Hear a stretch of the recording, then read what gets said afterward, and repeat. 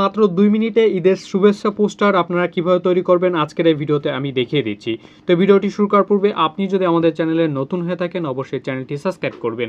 Welcome to back. তো সর্বপ্রথম আপনি চলে যাবেন প্লে স্টোরে। তো আমরা এখান থেকে প্লে স্টোরে চলে যাচ্ছি। প্লে স্টোরে যাওয়ার পর এখান থেকে সার্চ বারে লিখে দেবেন ঈদ, ঠিক আছে। তো আমরা এখান থেকে সিম্পলি লিখে দিচ্ছি ঈদ। লেখার পরে দেখতে পাচ্ছেন ঈদ মুবারক পোস্টার। তো সিম্পলি এটার উপরে ক্লিক করে দেবেন। দেওয়ার পর এরকম একটি ইন্টারফেস ওপেন হবে।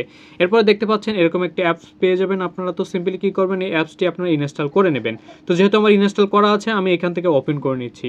তো আমি এখান থেকে ওপেন করে নিচ্ছি।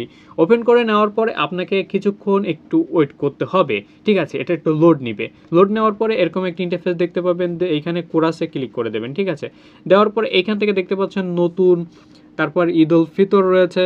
তো যেহেতু ঈদ উল ফিতর, তো আমরা ঈদ উল ফিতরে ক্লিক করব, ঠিক আছে। তো আমরা ঈদ উল ফিতরে ক্লিক করেছি। করার পর এখানে অনেক পোস্টার আপনারা পেয়ে যাবেন, যেটা খুশি সেটা ইউজ করতে পারবেন, ঠিক আছে, একদম ফ্রিতে। তো যেহেতু আমরা এখান থেকে একটা নিব, তো আমি এটা নিতে চাচ্ছি, দেখতে পাচ্ছেন।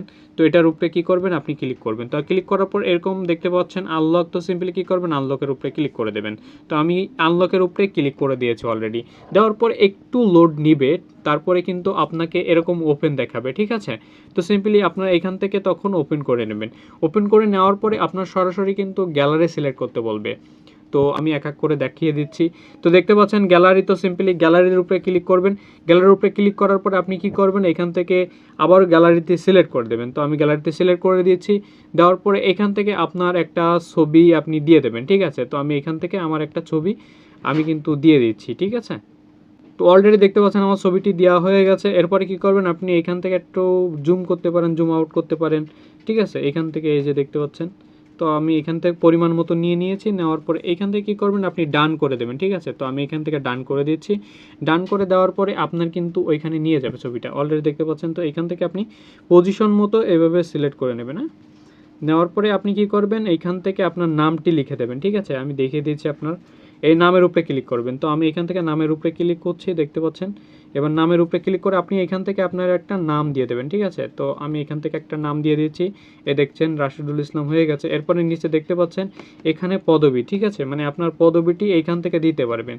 তো এইখানে আমি দিয়ে দিচ্ছি পদবিটি। এখানে আমি কপি করে রাখছিলাম একটা, ওটা পেস্ট করে দিচ্ছি। দেওয়ার পর এখান থেকে কি করবেন, আপনারা সিম্পলি একই প্রসেসে ডান করে দেবেন, ঠিক আছে। তো আমি এখান থেকে ডান করে দিচ্ছি। দেওয়ার পর অলরেডি দেখতে পাচ্ছেন বিশিষ্ট সমাজসেবক খুলনা।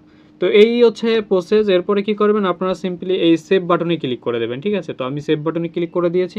দেওয়ার পর এটা কিন্তু সরাসরি আপনার গ্যালারিতে চলে যাবে। তো এই ছিল দেখানোর ভিডিওটি। ভালো লাগলে আপনাদের বন্ধুদের সাথে শেয়ার করতে ভুলবেন না।